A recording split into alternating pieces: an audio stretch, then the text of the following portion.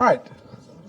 Good afternoon, everybody. I'm Bret Baier, Chief Political Anchor for Fox News Channel, host of Special Report, 6 p.m. Eastern Time.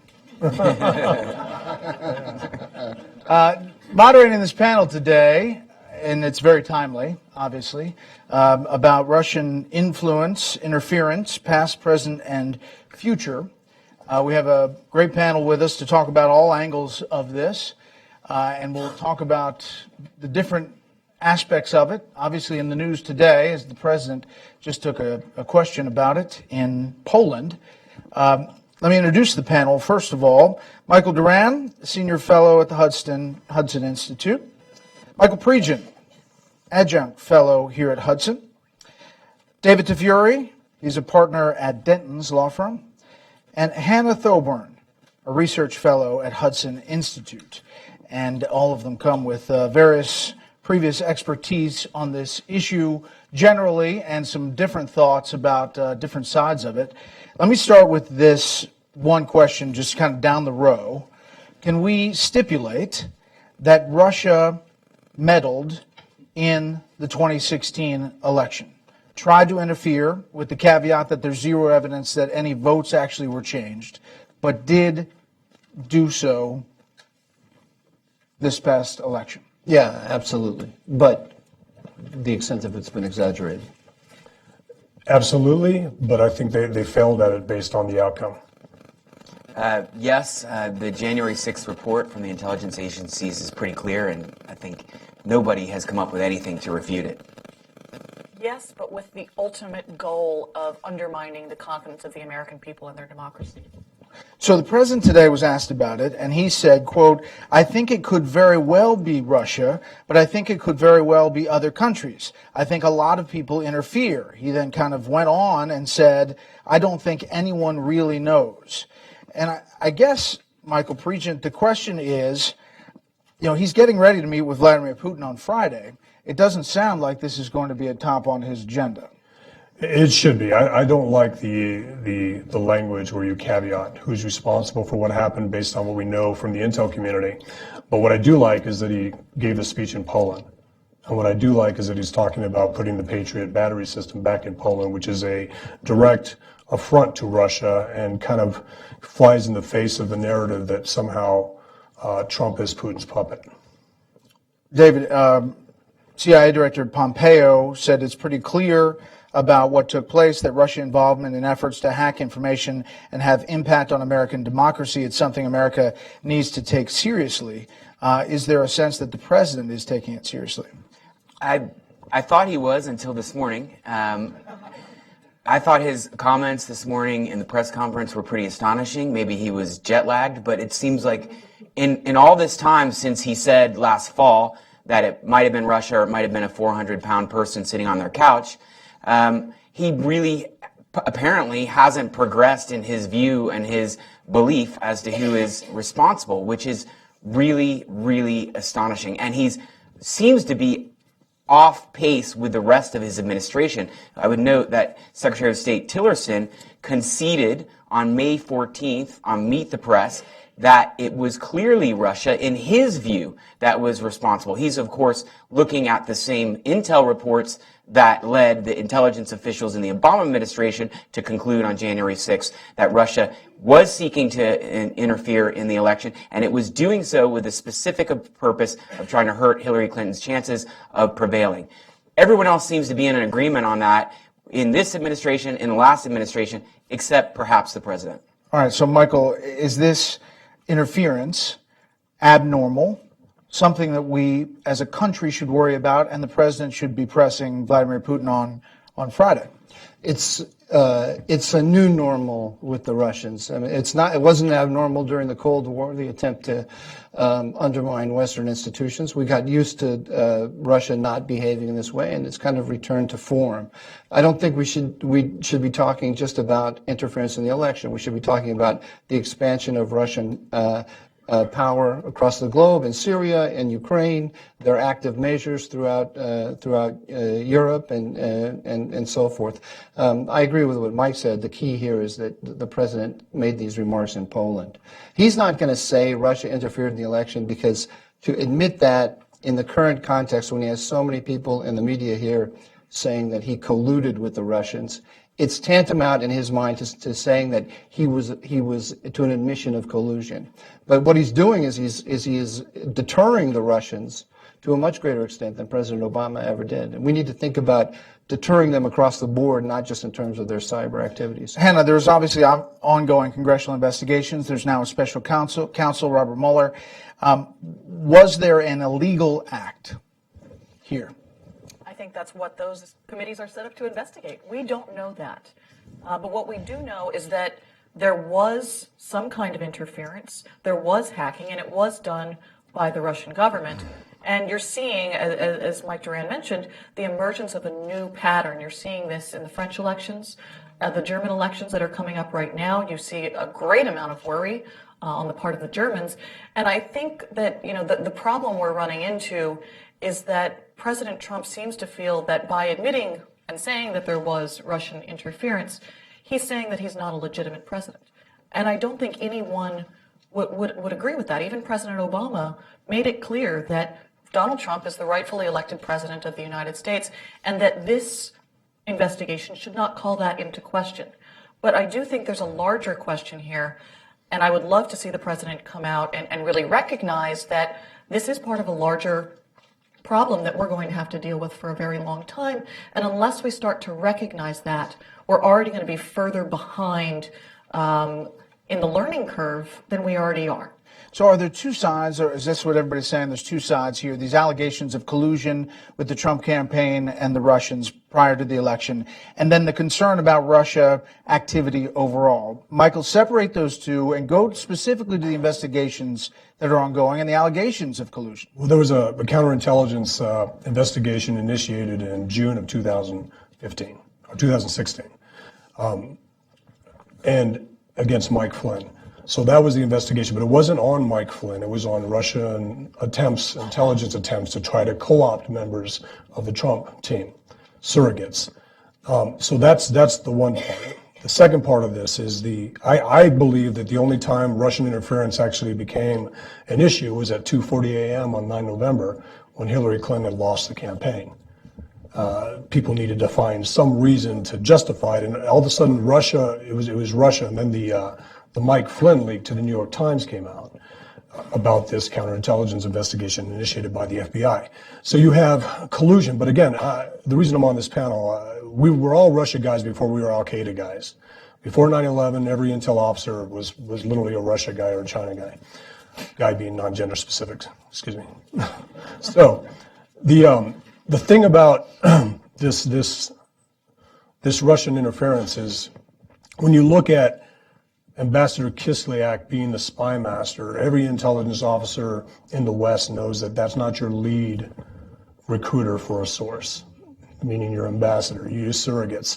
So there's a lot of things, and then when you use the ambassador's title, you take the title out, and you don't say Ambassador Kislyak, you just say Kislyak to make it more nefarious. I thought it was a different guy. I'm like, who are you talking about? I said, it's the Russian ambassador. I said, okay. Remember, Kislyak was brought to Senator Manchin and Senator Cardin to get them to vote for the Iran deal. They didn't, but Kerry brought the Chinese ambassador and the Russian ambassador around us to the Senate members that were on the fence and had Russia's spy master sell the Iran deal to Senators Cardin and Manchin. So if you're in the intel community, you take this stuff seriously. This Russian interference, and I called it failed interference because, again, the strongest testimony on the Hill came from a former colleague of mine I served in the military with, Clint Watts. And he said Russia uses RT. Well, 1% of the U.S. population watches RT, and 20% of the population only knows about RT post November 9th, 2:40 a.m. The other part was Twitter bots. So Russian interference amounted to false stories and Twitter bots, and a spy master trying to engage at the highest levels of the Trump administration in the open. So when Representative Swalwell was asked, okay, we'll concede all your points, Russia interfered in the election, what is your solution? And this is what he said. This is what Schiff's deputy said. He said, we need to make sure Americans don't believe everything they read, don't listen to everything they hear in the media, and that you listen to the Geek Squad guy at Best Buy. and don't fall for phishing scams and upgrade your basically your cyber security software. So I'm having a hard time seeing that this rises to a level of concern as a democracy. I think the one thing that Russia has found out is that we can really rile up the press if we put a story out there. I mean, if I was Russian intel, I'd leak a story that Paul Ryan was working with the Russians to pressure Trump to do something favorable for Russia, and watch the media go crazy with it. So, Dave, I assume you have a different view.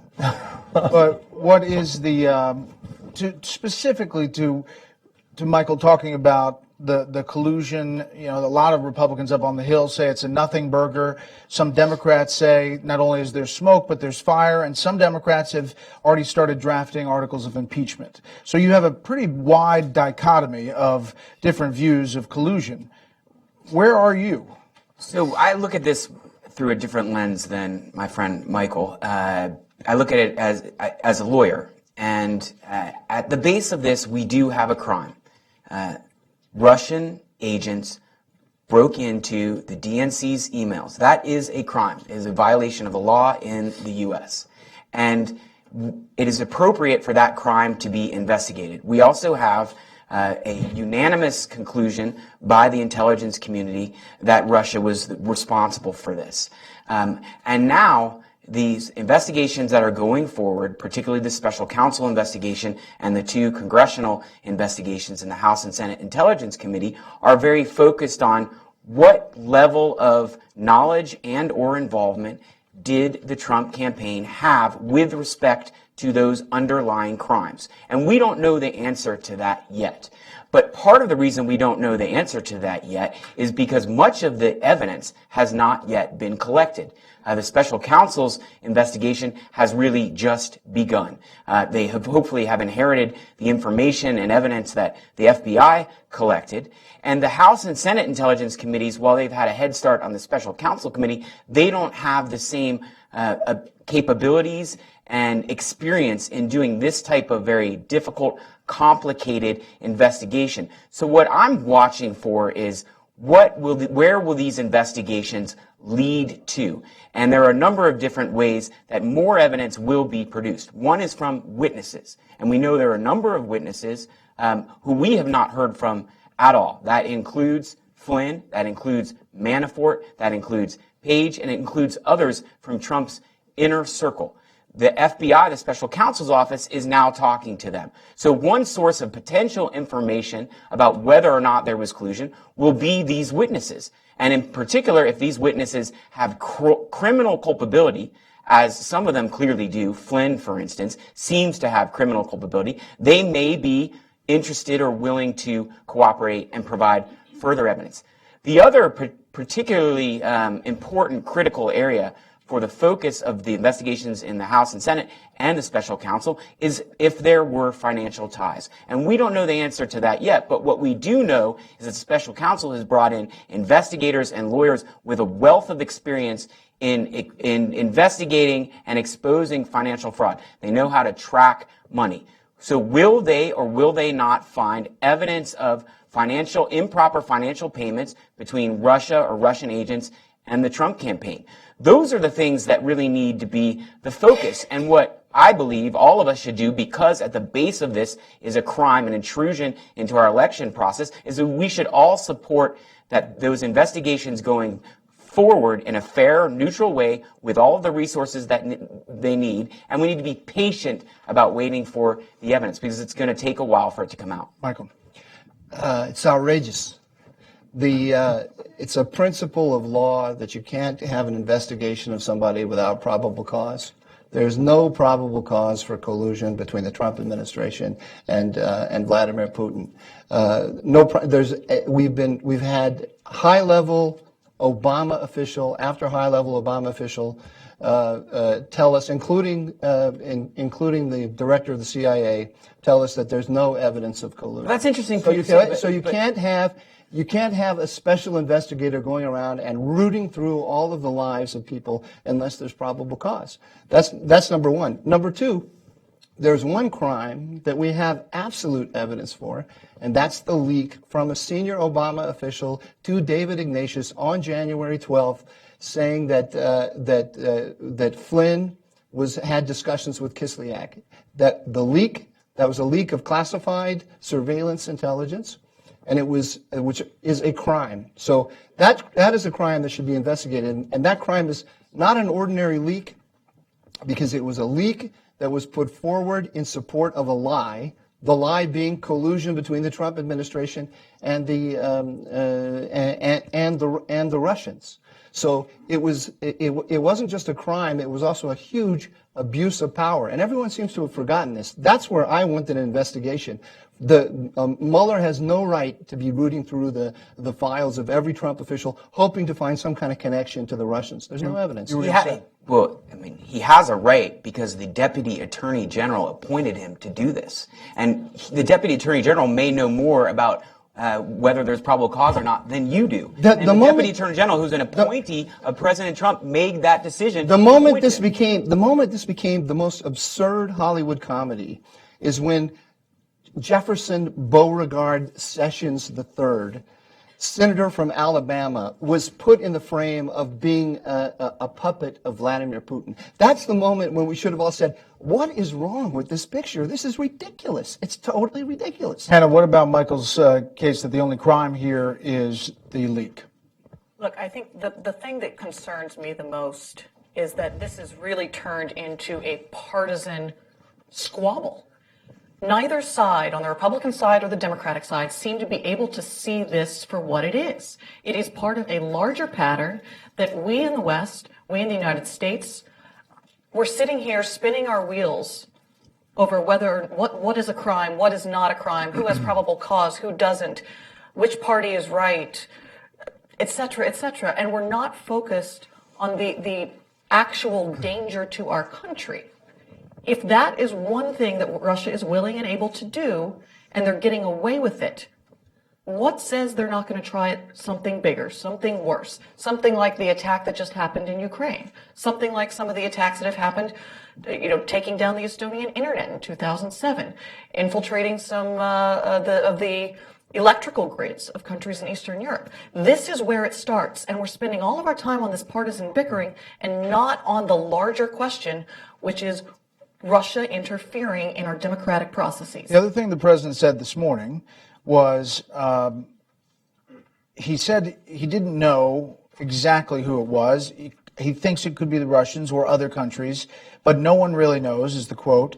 And then he said, but Obama was briefed by the CIA and didn't do anything about it, and came back to that a couple of times in the news conference.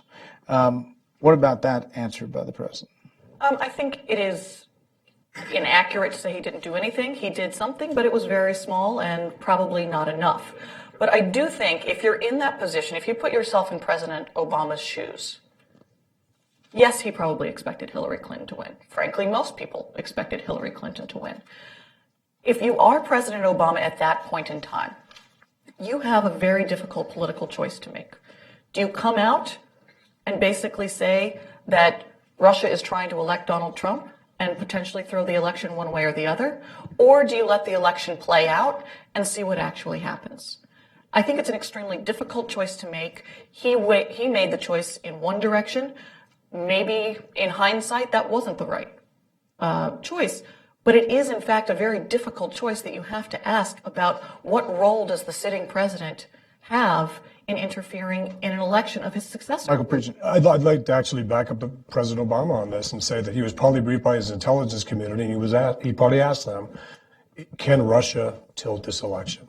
And the answer is no. What mediums are they using to tilt this election? They're using RT, they're using Sputnik, they're using Twitter.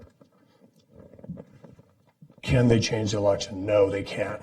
If I say something, does it fall into Trump's argument that the election is rigged? Does it help Hillary? Does it do these types of things? I think the intelligence community said it's not here yet, sir. It might be what Hannah's talking about. See, I'm an American, right? So we look at Russian interference in Eastern Europe. To change my vote, I expect family members to be blackmailed. I expect to be honeypotted.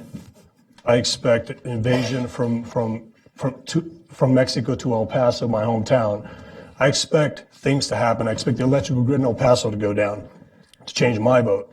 It's not going to happen with RT or a tweet. I mean, remember, the intelligence report said that Russia went after 36 polling stations and failed to penetrate any of them. The phishing scheme, there's only one person that fell for Russia's phishing scheme, and that's John Podesta. And John Podesta was warned by the FBI prior to that Russia was trying to hack. We should point out that his password was password. But, yes. Note to everyone, that's not a great password. I mean, we just looking at the facts. Yes, I dislike Russia for what they're doing in Syria. I don't like what they did in Ukraine. I don't like what they do in Crimea. I don't like that if you do go to a hotel room in Moscow, it's likely bugged. It's likely filmed. I don't like that they had the best geographical location in Washington, D.C. to eavesdrop on the Capitol. I don't like those things. Those things are Cold War things that we looked at as intelligence officers. I don't like the Russians that were captured in 2008 hanging out at Sunay's in Pentagon Row across from the Pentagon, where I wish I was a foreign intel guy. I could sit in Sunay's and listen to every officer talk about what they do at the Pentagon and keep a tab on it because it's that easy. They got rolled up for doing exactly that, honeypotting Pentagon officers. That's interference. That's what we know Russia to do. I'm not intimidated by Twitter memes and avatars, and the best part about Russia is they failed in the U.S. Again, even on your coverage of the election night, Brett, did you think Trump was going to win? No, it was a complete surprise. Right. I mean, the exit polls said we were going to call it for Hillary Clinton at 11. Exactly. So this only became important after the election. But the thing about this is RT is an outed propaganda machine. Everybody knows not to trust RT. If you look at what actually hurt the Hillary Clinton campaign, I know this is maybe a little bit off topic, it was the Comey letter coming out 11 days prior to the election. That was more damning, and Nate Silver from the New York Times said that's exactly what it was that hurt the campaign. If I can respond. I'm with you. If there's facts and there's Russia's doing all these things, I'm with you. I think first of all, you've portrayed Obama's reaction improperly. You said that he didn't do anything about this because he wasn't worried that Russia could influence. Right. But if you read the Washington Post story that came out 2 weeks ago, it describes the exact opposite reaction. That the White House was Is that the one where they revealed that we were actually putting in cyber worms and cyber attack? So that's the one where the Washington Post actually leaked highly classified information to protect the president's legacy? Well, if you... That's the one you're talking about, right? I mean, I'll let you have your own fight with the Washington Post, but I want to stay on subject. What it describes is an Obama White House that was in a crisis mode in reaction to the realization that this intrusion had happened that had been ordered from the very top by Putin. And where the mistake was made, and the Washington Post describes this, and the reaction to many is appropriate, was that the Obama administration didn't do more. But it was not for a lack of worry of the potential impact and the threat that Russia posed. It was more consistent with President Obama's reaction to many foreign policy events, which is to be extremely cautious and to take a long time to decide what to do. But what I also find amazing is that what he finally did do is put in place some sanctions on Russia, including taking away Russia's 2 protected diplomatic vacation compounds in New York and in Maryland, which the Washington Post describes to be filled to the chimney with surveillance equipment. Not figuratively, literally, they built new chimneys and put surveillance equipment in the chimneys. And this is what Obama did, and it was weak, and it was meager, and it wasn't enough to retaliate and send a message to Russia, but this is what he did. And President Trump wants to roll back even that. He wants to give back these compounds, which is the Washington Post describes, were filled with surveillance equipment. Michael. Look, when did he institute those sanctions? December. The last weeks of December. Exactly when they started, the White House started a propaganda campaign to depict Trump as Putin's puppet. That is what it was part of. And you go back and you look at remember the Vermont dam that the Russians supposedly hacked into. That was that was a result of the very speedily put together Homeland Security report on Russian hacking, which was a joke. and which included the Yahoo servers that the Russians had been supposedly using.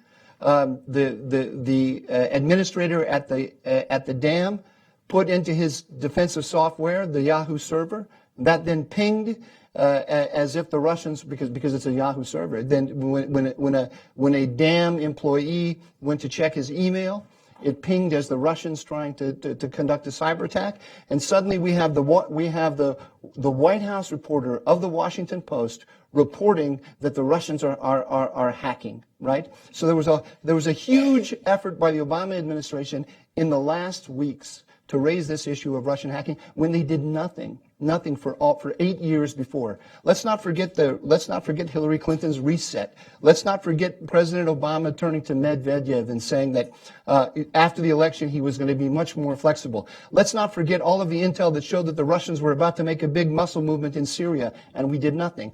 Every Russian provocation. Look at Clint Watts had a very nice testimony before Congress where he talked about all the active measures that he, as a private internet security, as a guy who has a private internet security company, had been tracking for years. So we knew those compounds existed. We knew that the Russians were engaged in all kinds of nefarious actions, and we did nothing until December 29th, just before the Trump inauguration. One of the psychological benefits to the Democrats of this Russian collusion nonsense is that it has completely whitewashed the appeasement of the Russians by Obama. We've just forgotten all that. The other thing it's forgotten. You said it was the Comey letter that defeated Hillary Clinton. I read the book Shattered about the Clinton campaign. The Clinton campaigners, when they lost, said we lost because of Clinton Incorporated. Yeah, I mean, we can go back and debate the election and why she didn't go to Wisconsin or how Michigan played out. But on this issue, how about President Trump's response to some of this? Some of the tweets, Michael, some of the statements, some of the things, the actions, the firing of Comey, Michael, the firing of Comey. Like, those actions, those responses, the tweet about the tapes in the White House that leads Comey to then, he says, the leak to the New York Times, which then produces the special counsel or the impetus for the deputy attorney general to call for the special counsel. They've mishandled, the president and his staff have mishandled a lot of the accusations against them, sometimes even in the way that he's handled them, seeming to give legitimacy and credence and credence to them.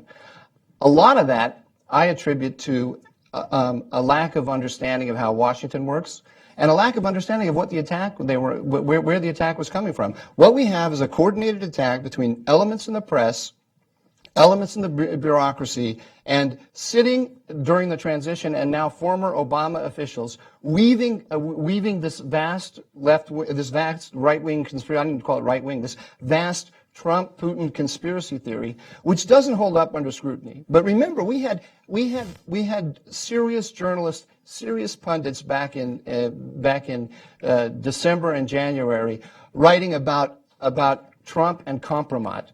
Right, that Putin really had the goods on Trump, and he was and Trump had all of these. Putin had his economic hooks into Trump and so on. People believe this. On the Democratic side, people still believe this. We still have people talking about collusion. But how do we know that there isn't anything there? We don't know, do we? There's no evidence. There's no serious evidence of collusion. You have to give me one serious piece of evidence. But all due respect, Michael, all respect. You say this was caused by a vast left-wing conspiracy. On January 6th, the intelligence agencies put out a report. It was a unanimous conclusion that Russia interfered in our election. We started this panel by talking about how Russia interfered in our election. It's hard to get the Coast Guard to come on board. You cannot get the CIA, FBI, NSA to come to agreement on something like this and say this is a vast left-wing conspiracy. First of all, it's not true that it was 12 analysts that it was a unanimous report. But aside from that, we started out with a stipulation here that they did these things.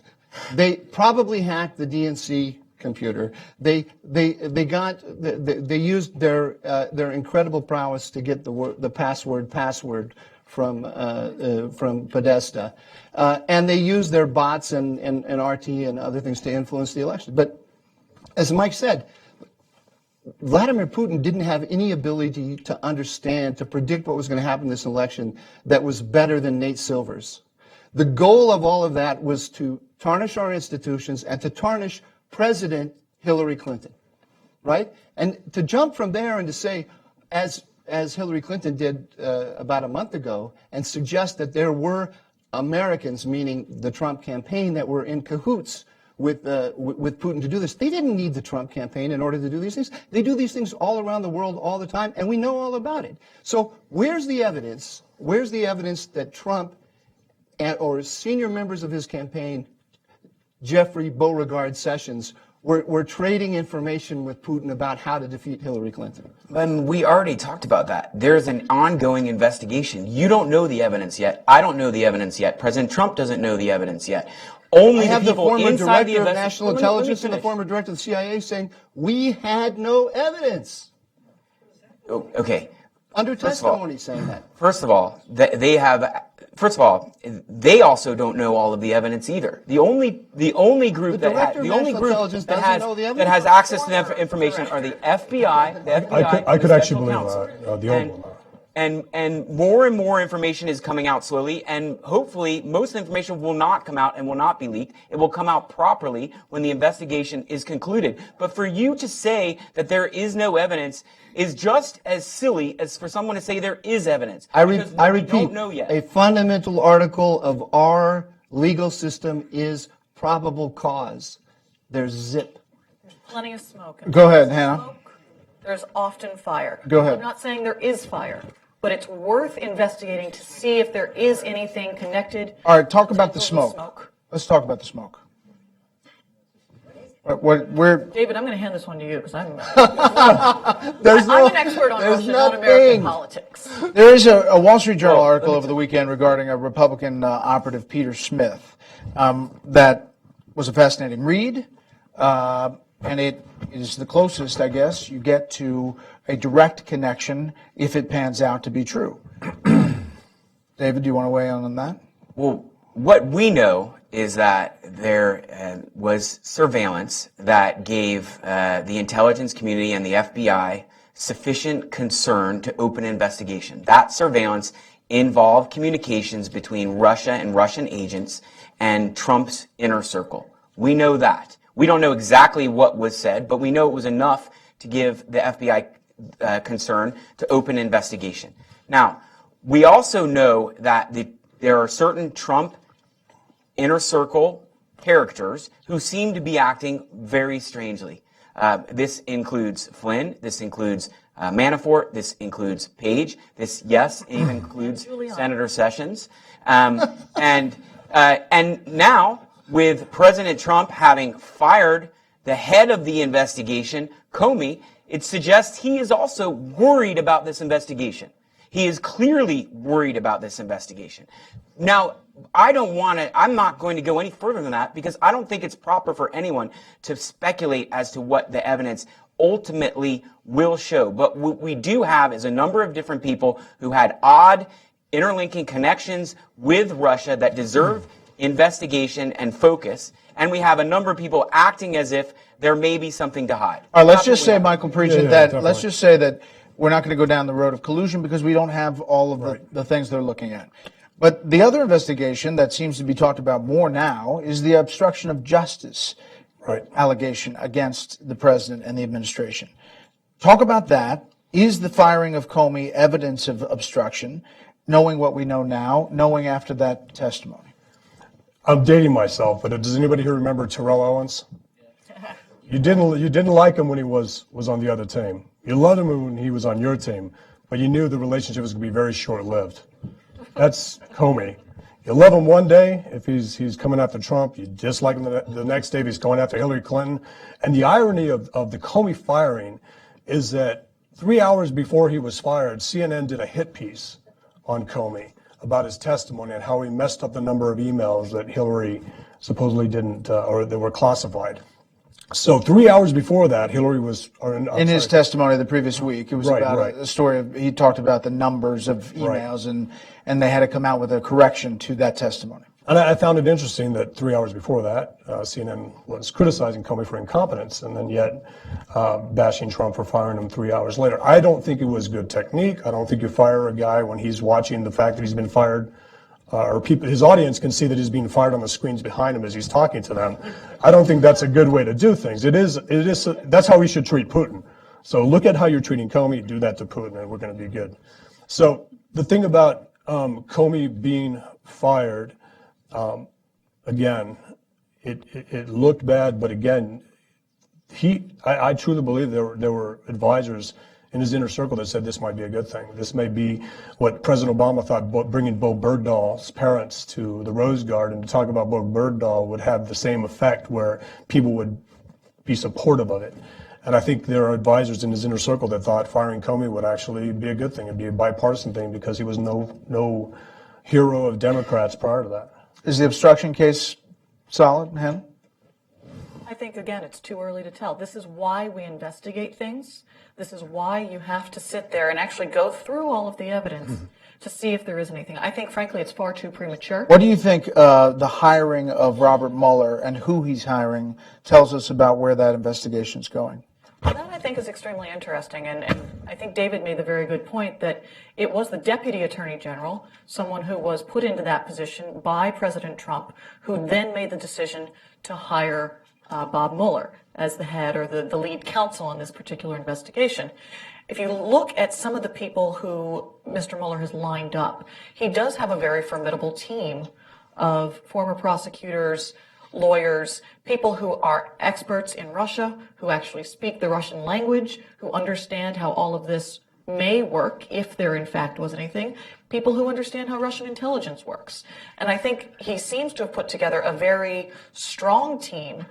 But again, I go back to the idea that this is actually being conducted under the auspices of the Trump administration, which to me means that perhaps this whole thing is actually working somewhat properly.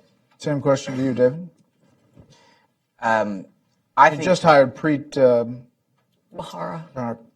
the former fired federal prosecutor from New York. Well, first of all, on the obstruction of justice question, ultimately, if a case were to be brought of obstruction of justice against President Trump, that case would be made in Congress. Impeachment articles would be filed, and the Senate would have to have a trial. And you would have to look at the evidence. And I think the firing of Comey and the descriptions of the phone calls and meetings that Comey had with Trump are each pieces of evidence that could ultimately possibly be used as support for an obstruction of justice charge. It would ultimately be up to the Senate to decide whether they were sufficient in aggregate to show obstruction of justice. My guess is, because it's in the Senate, it would be also a political issue. There's not enough yet. But I would gather to think that Special Counsel Mueller is taken up from where Comey started, using the memos and other things to put together potentially evidence of obstruction of justice. But it's probably not enough yet. Just one quick thing. The loyalty dinner happened in February. The firing happened in May. And there's a roller coaster relationship that happened between February and May before Comey was fired.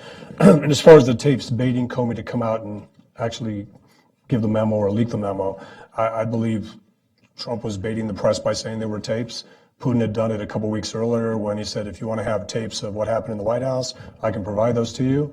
And the press thought he was serious. And, you know, I think the president enjoys baiting. And as far as the corruption thing is, I just think February to May is a lot of time in there between a firing to say that it was directly connected to the loyalty dinner. I hear what you're saying. You say there's nothing to this. This should be dropped. But this week we'll have witnesses. This following week we'll have Paul Manafort testifying, Flynn. I mean, what kind of testimony potentially does that lay out? Look, the president said, according to Comey's testimony, the president said, I don't mind if you investigate some of my satellites, right? Which means Manafort and Page and so on. But would you please go out in public and say that you're not investigating me?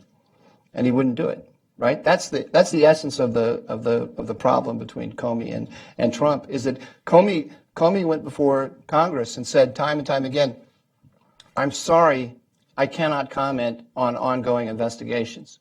I can't even comment on the existence of an investigation. That's all inappropriate. And then he would say, but there is an investigation of the possibility of collusion between the Trump team, between the Trump campaign and the Russians. So Comey broke regulations when it was convenient for him. And one of the things that he was doing, I think, is he thought he was guaranteeing his job security by feeding this idea, feeding this narrative out there that there was a possibility of collusion. He didn't even, the press didn't even make a distinction between a counterintelligence investigation and a criminal investigation. They made it sound like it was a criminal investigation.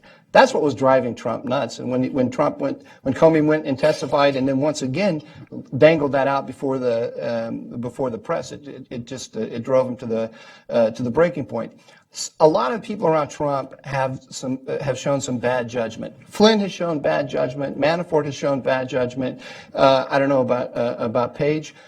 As they go and investigate these guys, they may find that they made some bad decisions in their life. Flynn, particularly with Turkey. Manafort earlier when he was in Ukraine, and so on. None of that speaks to the core issue.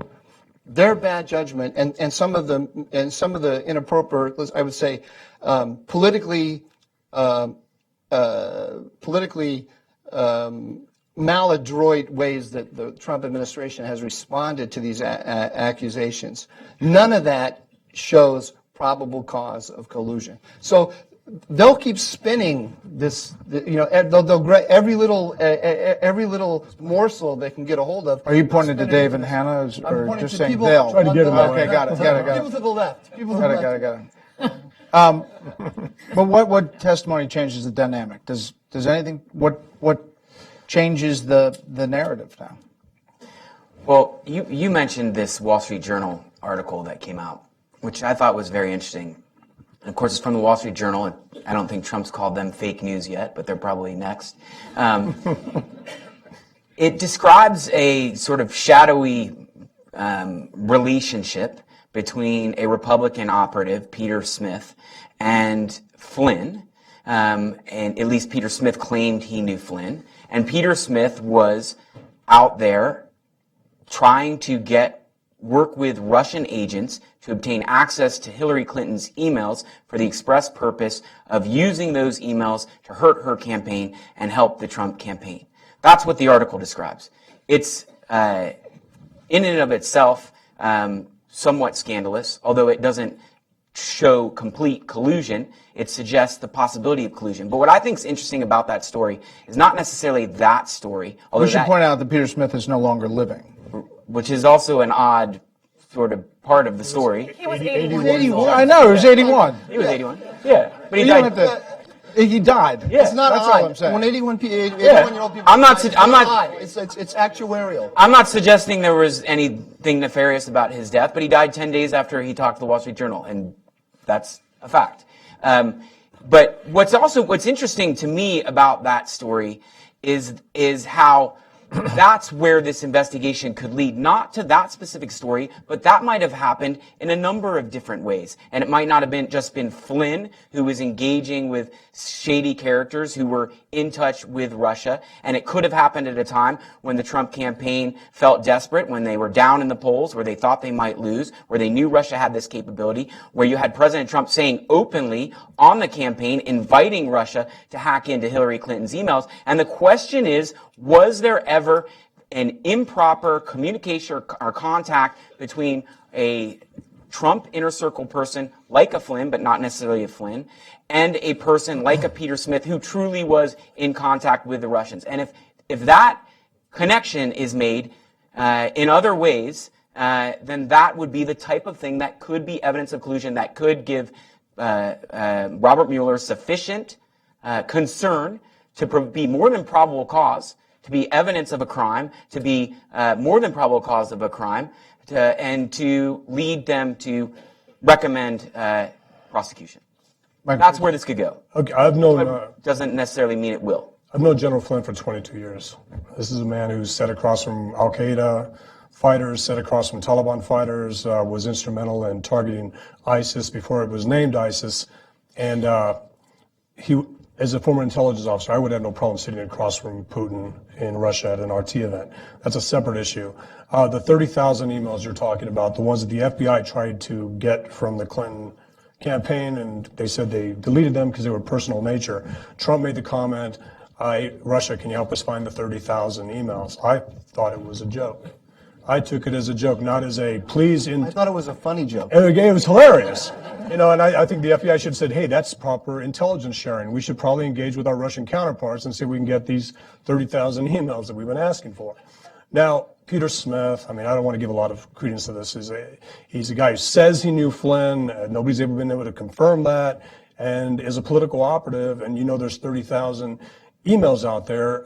I, as an intel officer, would have said, I'm not going to go talk to Russia. Hey, the Obama administration didn't care about China when they hacked into the Officer of Personnel Management records in June of 2015. They took my records, and then I quit my job and made my debt really bad so that nobody would want to steal my identity, which is good stuff. It's the best way to do that. But I would have gone to China and said, hey, can you help me with those Hillary Clinton emails? And then this wouldn't be a scandal. One of the things about BRICS, everybody knows Brazil, Russia, India, China, that whole economic power base. If you literally took the Trump inner circle and looked at their connections with India, Brazil, China, and what's the other one, South Africa, you'd probably see the same network that the Washington Post so prominently displays as this is Trump's ties to Russia. These are things that happen, I think, in international business, when international business leaders become politicians. They have these relationships, they exist. Now, I always say this, David, that if there are facts, and it turns out that people in the administration were working with Russia to try to do something that messed up our democracy, we find out that there are facts, I'm with you. I'm not going to defend that. But I would like to say that because there is no evidence, doesn't mean there is. And that's what we keep hearing. Well, there's no evidence, so there could be. Well, let's look at foreign policy with Russia, U.S.-Russia foreign policy. As the president gets set to meet with President Putin tomorrow, today delivering this speech in Warsaw, among other things, saying that Russia needs to stop siding with dictators in Syria and Iran, saying that that Poland is going to be using U.S. liquid natural gas and a New Deal to take them off of the energy dependence on Russia. What about foreign policy in the Trump administration tells us anything of a reflection on this situation, these investigations? So I think it is actually a very interesting question. And here, I do actually think that, as reported, the remarks that Trump made to Comey about why he wanted the investigation to go away on Flynn is because it was actually hamstringing him on making any moves towards Russia that he wants to do. And I think that's actually accurate. I think you do have a situation right now where U.S. internal politics are in their way hampering the administration from making any choices that it would want to do in regards to the relationship in Russia. In other words, sign a deal on Syria or move forward on a number of fronts with Russia. Right. That seems right now a very difficult idea to imagine. But what came out of the administration and some of the things that we saw early on, I think were very disturbing. We saw reports that there was an executive order already drafted within those first 2 or 3 weeks to completely and fully lift the sanctions on Russia.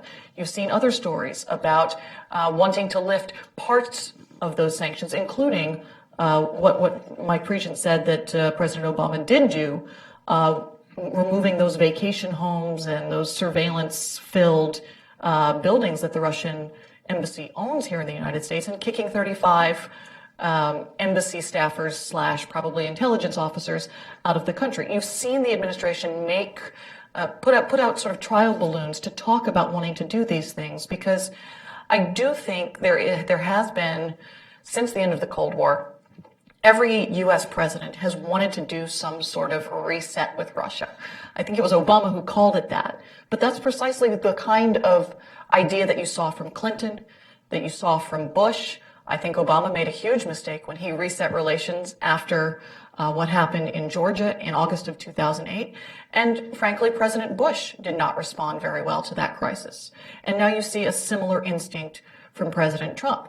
It's a common instinct, but I think everything else that surrounds this really calls into question the motivation behind doing any kind of change in the relationship with Russia, particularly at a moment when Russia is engaged in a war in Ukraine, has annexed the Crimean Peninsula, is actively engaged in trying to interfere in the democracies in France, Germany, the United States, and elsewhere, is actively using cyber attacks to undermine the systems in several Eastern European countries, and not to mention Syria. So I think it's a very difficult, I understand the instinct. It's probably a good instinct.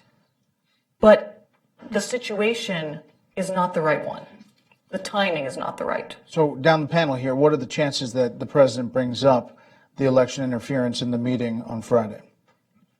I think he should bring it up. I know, chances. Probably reasonably low. Dave? They are so incredibly low.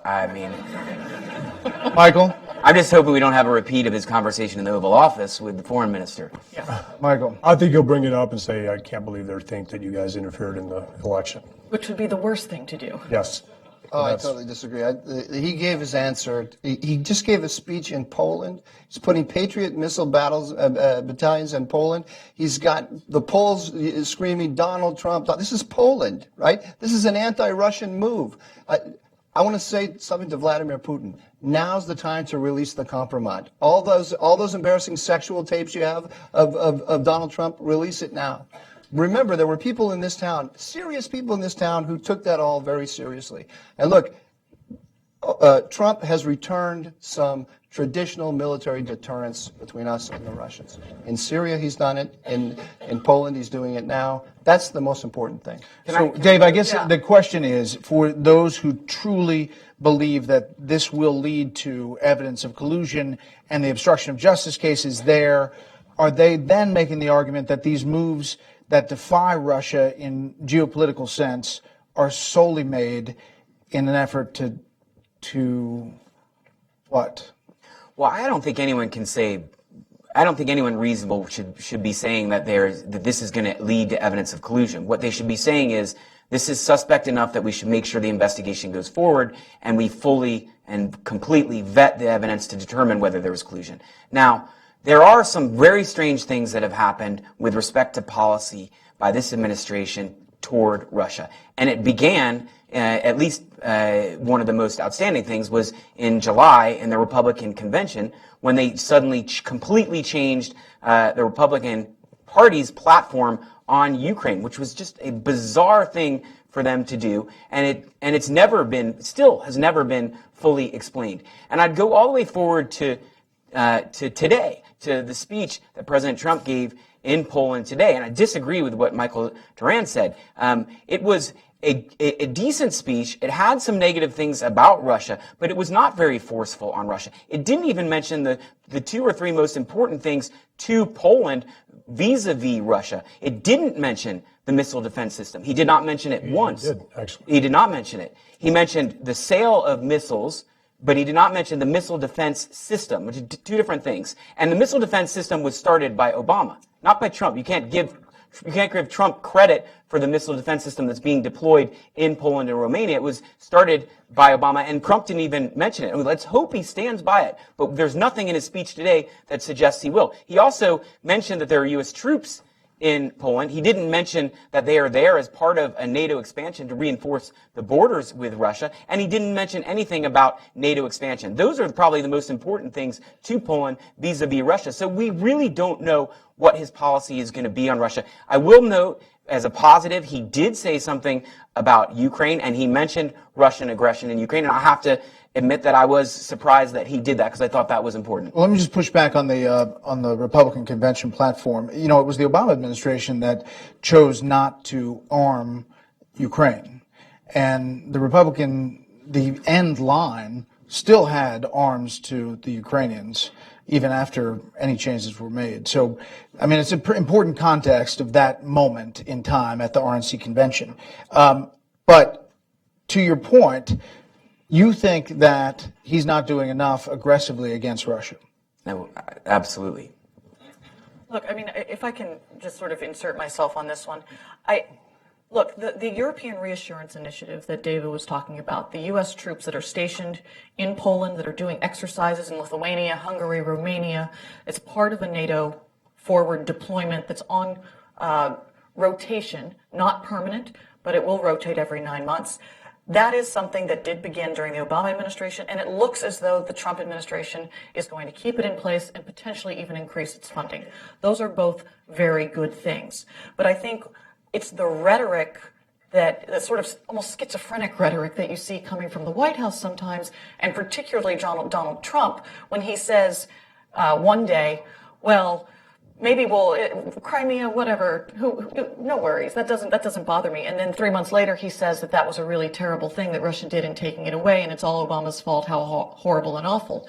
You almost don't know what to believe out of the administration anymore. And I think the speech today in Poland, to me, it was actually full of a lot of sort of dog whistles. It's probably not the right term, but it was full of a lot of ideas that are very popular with the current Polish government, that I think were very popular with the audience that the Polish government had brought in for the speech.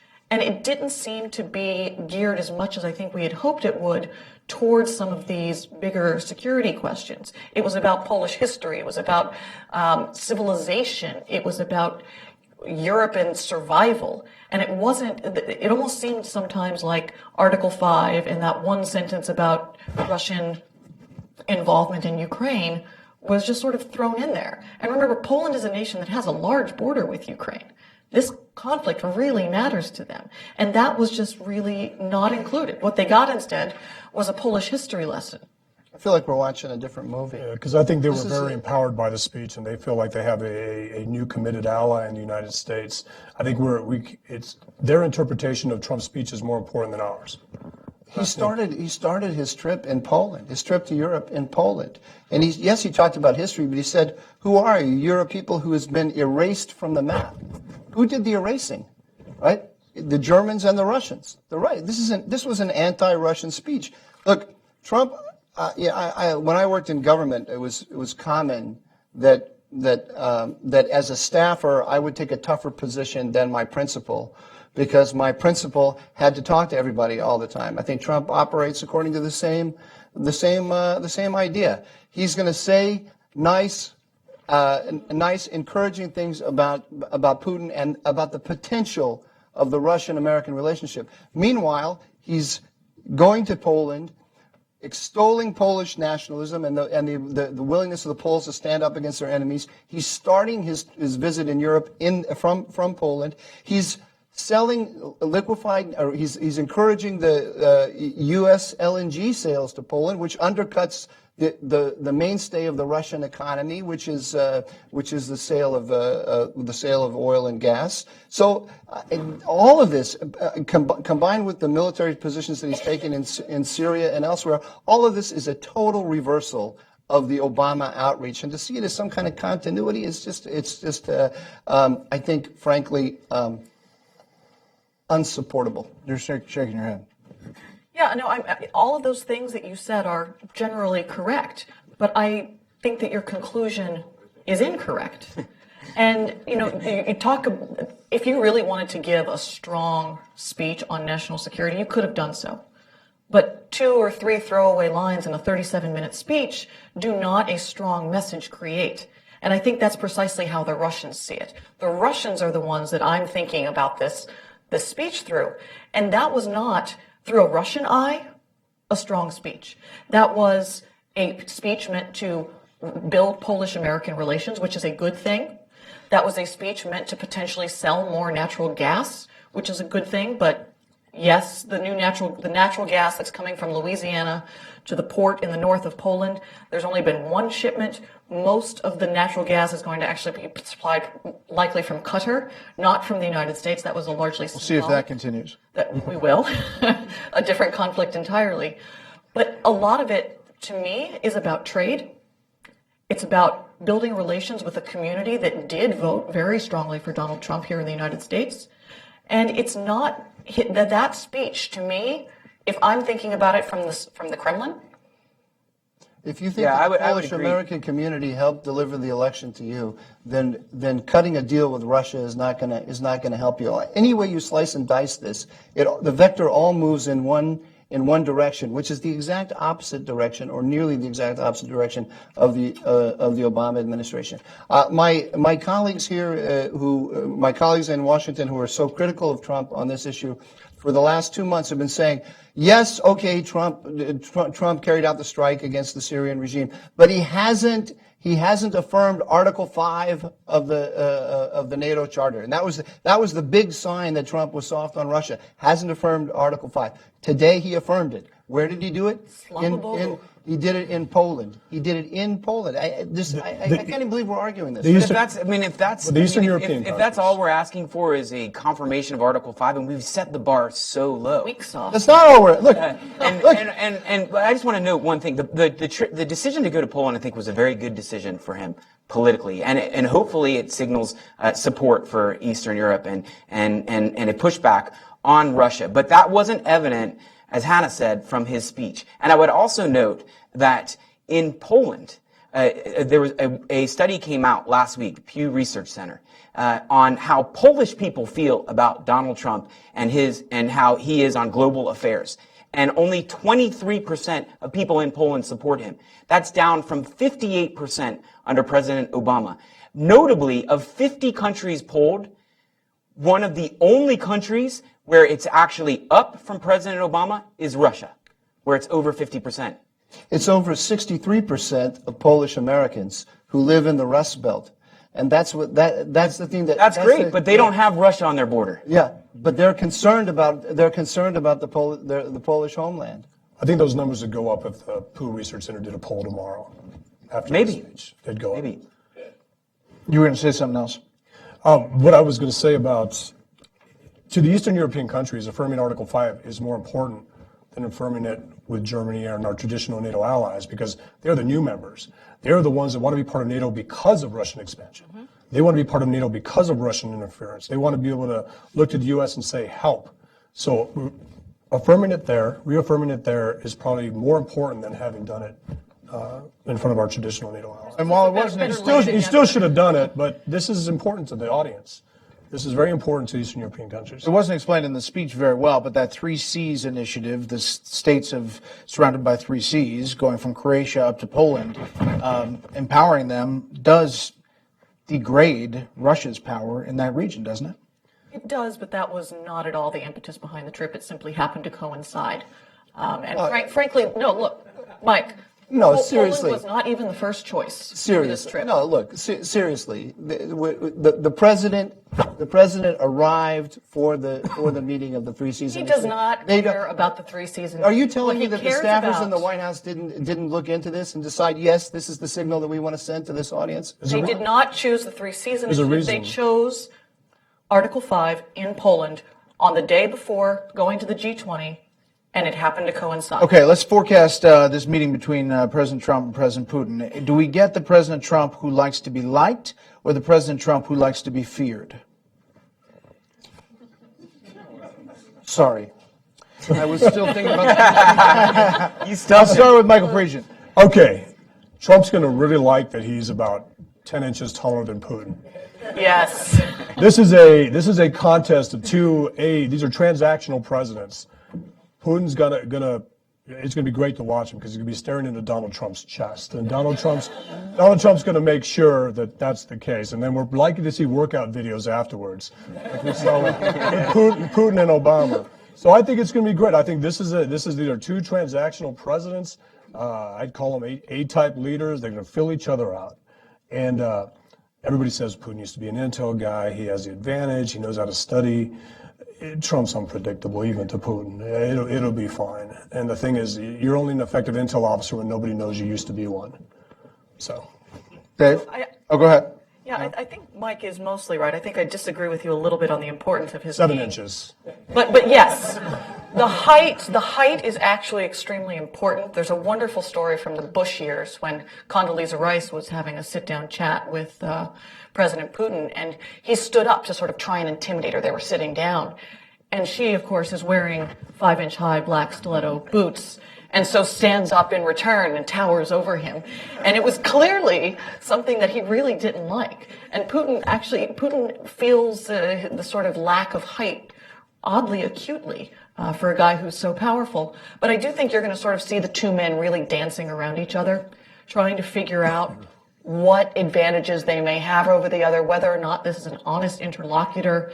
And there is something to be said about Vladimir Putin's sort of, he always said, "What did you do in the KGB?" He said, "My job was working with people. Работа с людьми." Yes. I worked with people. And it's the kind of KGB euphemism for, I know how to size people up.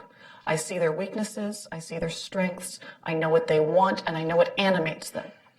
And I do expect that he will have done his homework in the way that several years ago he did his homework with Angela Merkel, knowing that she hated dogs. Right. And of course brought his big dog Connie into the meeting in order to sort of intimidate her. This is something that it's part of a pattern. It's part of the what he is and how he operates. But I don't think that'll necessarily throw Trump off. I think it's something we can expect. It's what we see from Putin all the time. But I hope that Trump has been prepared. I think his people will have told him precisely what to expect.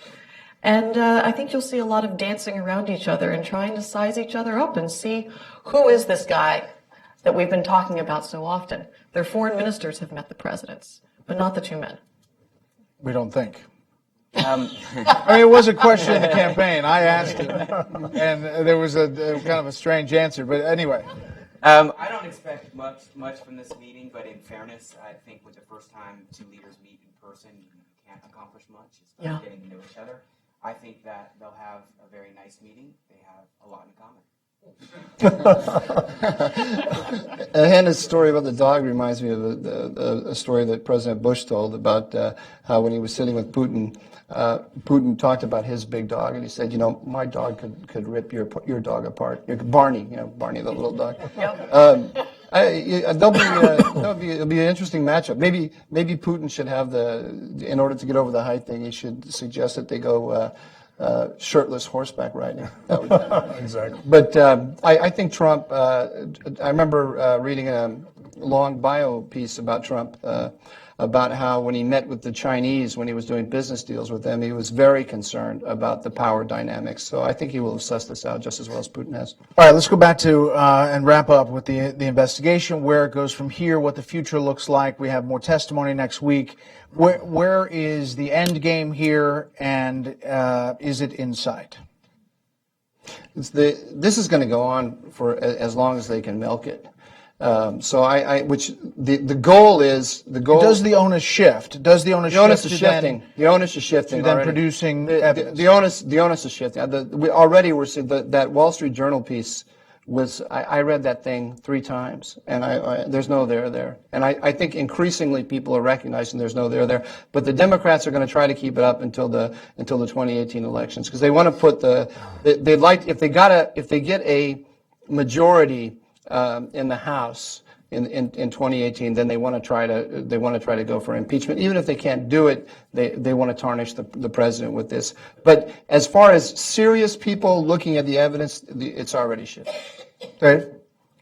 I think Republicans like Michael Doran will keep saying they should wrap this up because there's no evidence, even though they have no idea what the evidence is. And there's probably a lot more that has to be looked at. I think there are going to be a lot more surprises in this investigation. It has a lot more ups and downs. Many of the White House officials have lawyered up. There are going to be more legal battles about what evidence is going to come out, what evidence is not going to come out. Oh, thank you.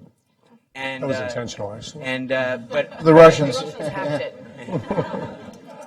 But I think the key things to look for is, do some of the Trump's inner circle who potentially have criminal culpability? Will they end up cooperating with the investigations, and what will their testimony be, and what will the financial investigation show? Are there financial ties? And we don't know where that's going to go. And I would also say that I think Trump still has a lot of cards in his favor. So can he pardon key witnesses? Can he limit the scope of this investigation in any shape or form? I think he can do a lot of things to interfere with this investigation still, and I think he very well might do them. And it could even be he could even fire Mueller, and then we would be in a very strange situation, having him twice fired the prosecutors in charge of the investigation into him. And I think Adam Schiff is right that we can't let the president choose his own prosecutor. But we don't know which of these cards he's going to play. They involve firing people involved in the investigation, interfering with the investigation by depriving it of resources, and potentially pardoning key witnesses whose testimony he fears. But on the flip side, is there a timeline where Mueller feels the pressure that he's got to either put up or shut up?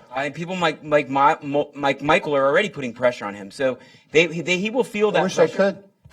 He will feel that pressure, and I think it's the responsibility of everyone, Democrats and Republicans. And there are some outspoken Republicans who also want to see this investigation go forward, to explain to the American public that a good investigation, a thorough investigation, a neutral investigation is going to take time, and we have to be patient. Even in this news cycle where we expect information, new information every day, every week, we have to be patient. Michael Pregent. I'm glad you mentioned the American public. A lot of Democrats are actually going back to their constituencies and are being told focus on jobs, focus on health care.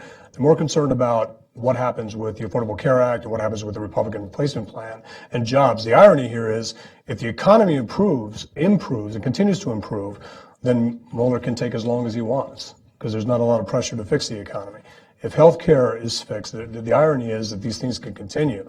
But you're already hearing Democrats that don't have safe constituencies say, maybe we should not be as aggressive with these things. You're seeing the calls for impeachment coming from very safe districts, from Democrats that are not going to lose their seats.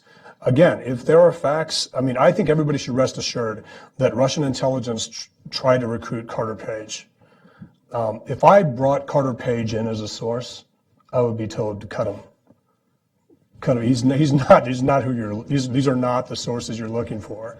Carter Page is not that guy. And then again, Manafort, Flynn. I've known Flynn for 22 years. Flynn's not a Russia guy. Flynn's issue is with FARA, with Turkey, not with the RT payment that went to leading authorities, which is a speaker's bureau and not directly to Flynn. So this can continue. But what I don't like about this, and you're seeing surrogates call for Mueller to, there's a conflict of interest based on his relationship with Comey. I don't like that Mueller's bringing in Trump's enemies with the recent hire of the New York attorney fired by Trump. What does that signal? The more it looks like a vendetta to get the president on anything, it has a chance to backfire, much like the Ken Starr investigation of Bill Clinton.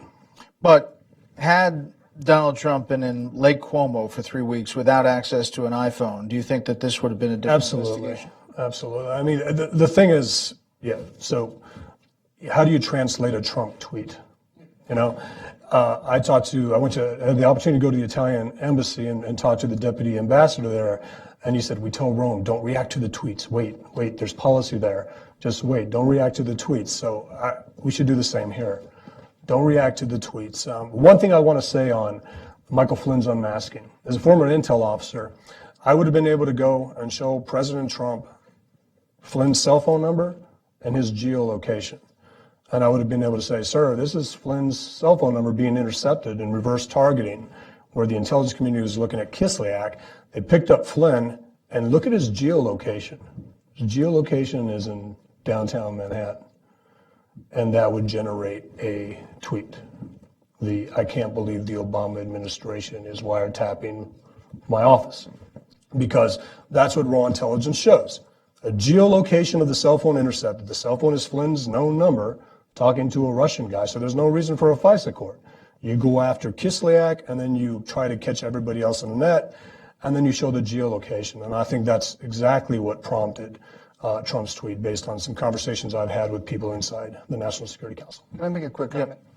What does it say about the judgment. Forget about my particular take on this. You have a nation divided, pretty much 50-50. One side says that there's no possibility of collusion. The other side said there's a possibility of collusion. Then you have an FBI that apparently we don't know for sure, but it seems was going to pay Steele for the dossier for information about the dossier that he produced. I'm talking about the dossier about all of the derogatory sexual information about Trump and his relationship with Putin. That was produced. We should say that the derogatory sexual was not the relationship between Trump and Putin. It was not. Let's just clarify that, right? As far as we know, Japanese media we need to investigate this. So that was Oppo research produced first by Trump's Republican opponents, then paid for by Hillary Clinton, and then 3 weeks before the election, the FBI was going to pay for that. May have paid money for it and was putting a deal on their payroll. Now we have Robert Mueller hiring the people that he's hiring who have vendettas, obviously, who have Mueller has a relationship with Comey, a friendship with Comey. He's hiring people who have strong Democratic ties and reasons to be opposed to Donald Trump. How much can those of us who don't agree with this to begin with trust the results of that when he sends these signals? Forget about the truth or not the truth. It's extremely unwise to do business like this. The results of that report are going to be tainted before they ever come out. Hannah. I think I actually agree with Mike on some of this magically, but I do think it was probably a bad idea to hire Bret Baier.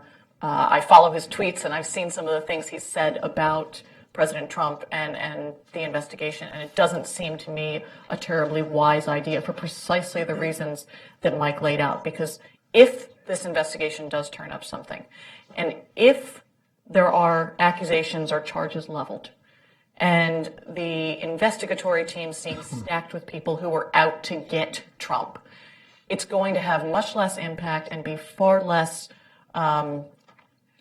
respected than it would have otherwise been. I do think Mueller should be far more careful with some of these hires. I think Barrera's hiring was probably not the best idea out there, though he is very well known, very good at his job, and some of the stuff that he's done on grand corruption in particular, and we may have some of these tendrils that do involve questions of grand corruption, particularly some of these FARA filing lapses, let's call them. There may be a role for him there, but, overall, I hope that this investigation doesn't go on any longer than 18 months. I hope that... It's a long time. in the grand scope of these kinds of investigations, I don't think it is, actually. If you think back to the Ken Starr investigation... Which started someplace and ended someplace else. It did, and this one may as well. Many of these investigations do. You sort of go down a rabbit hole and... you take a different tunnel than the one you expected and come out someplace totally different. So I hope it doesn't go on much longer than that. I hope Mr. Mueller wants to go back into private law practice and make some money and enjoy some retirement. But that's not something I think that can be predetermined. All right, let's end where we began. The level of concern about Russia, its aggressive stance, its moves, not only what happened in 2016 here, in Europe, around the world.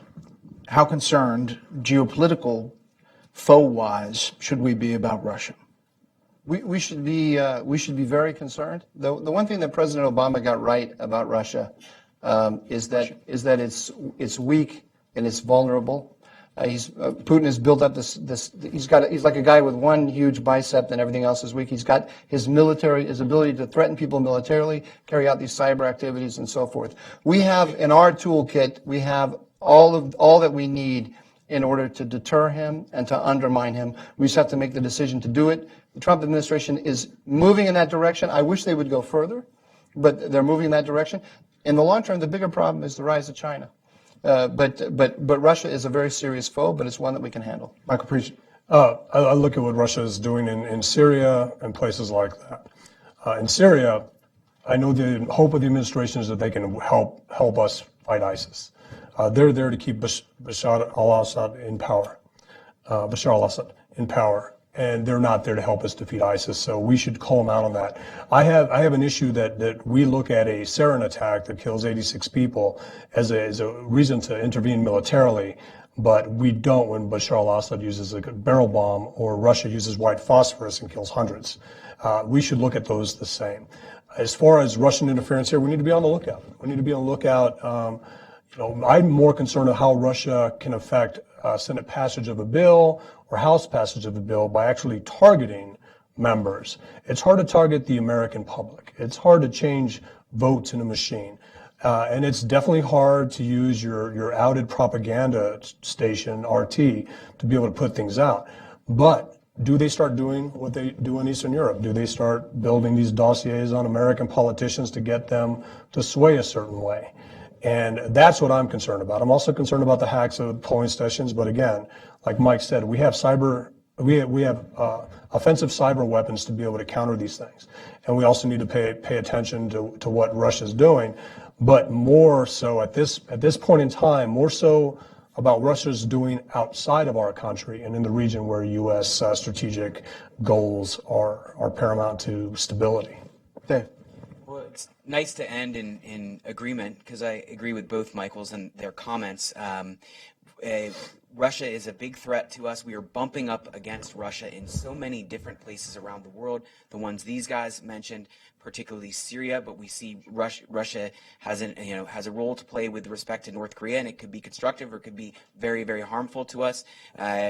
We see places like Libya, where Russia may be seeking to go into Libya because it sees a security vacuum like it saw in Syria. It sees a lack of leadership and involvement by the U.S. and by the Western countries, and it feels like it can move in there. And so we are going to bump up against them in many different ways. And what's scary is that it's just not clear if Trump is up to the job. But I remain hopeful that he is, and that he will find the right policy tools. And I think this trip is very important, not so much because he's meeting Putin in person, because I don't think much will come out of it, but because of how it will impact his policy and particularly what he will say to the other leaders that he meets with tomorrow. And, I would just conclude with, mentioning that the framers of our Constitution, when they drafted the Constitution, one of the things that they worried most about was foreign influence. That's why they put in place things like the Emoluments Clause. That's why they did everything they could to, in terms of drafting the Constitution, the limit of the ability of foreign countries to interfere. And I don't think there has been an interference since they passed the Constitution, since it was it became the law of our land, like the one that happened in 2016. And that's why I think this investigation needs to go forward. We need to understand how that happened so that it won't happen again. Hannah. So I do think we need to be very concerned about what Russia is doing, in part because, yes, I think you're right, Mike. China is the greater long-term threat, but right now Russia is interested in remaking the world order in its image. It wants a new Yalta II. It wants a world in which it is able to operate in a kind of spheres of influence world that it desires. It frankly seeks to overturn the post-1945 world order in Europe and around the rest of the world. And that is an intrinsic danger to the United States, to international security, and to the way that we in the West have chosen to organize and orchestrate our governments. You're right. President Obama is right. Russia is comparatively weak. It has the GDP the size of Italy. It's not where it could be or should be economically. But a wounded bear can still do an awful lot of damage on its way down. It might get healed, it might die, but Russia, which is always sort of personified as a bear, if it is wounded, if it is weak, it can still do an awful lot of damage if we're not the ones noticing that damage is being done, learning how to make our societies more resilient. Here, I think, Mike, Pregent, I disagree with you about the impact of RT, which is not very strong in the United States, but you do see several instances in Europe. The case of Lisa, the Russian-German girl who was supposedly raped by a migrant. This is a story that got a ton of traction in German society and really started people to question Angela Merkel's decisions. A question about whether German soldiers on NATO rotation had raped a Lithuanian girl. Again, calling into question, what is NATO even doing in Lithuania, and trying to sow discord between the countries in the transatlantic alliance. I do think these things are dangerous. We're not the ones most susceptible to that. But at the end of the day, these things do make their way in insidious ways, very slowly and quietly, I think, through the system. Sputnik Radio just took over a bluegrass radio station here in Washington, D.C., and I'm sure they don't really advertise that when you tune into this nice new news station that it's run by the Russians, or even call themselves Sputnik. But we do need to up our defenses, and that means things like media literacy. That means really realizing that cyber is something that we need to take seriously. We have to understand that it is really, seriously, a tool of war that we are beginning to utilize, the Chinese are beginning to utilize, ISIS could utilize it. It is the wave of the future, and if we let the politics, I think, get too much in the way of that, we're going to end up being the losers in the end, and Russia will have gotten what it wanted out of this whole thing. This bear is not wounded, but needs to wrap up this panel. Hannah, Dave, Michael, and Michael, thank you very much, ladies and gentlemen. Thanks for being here for this panel. Thank you. Thanks a lot.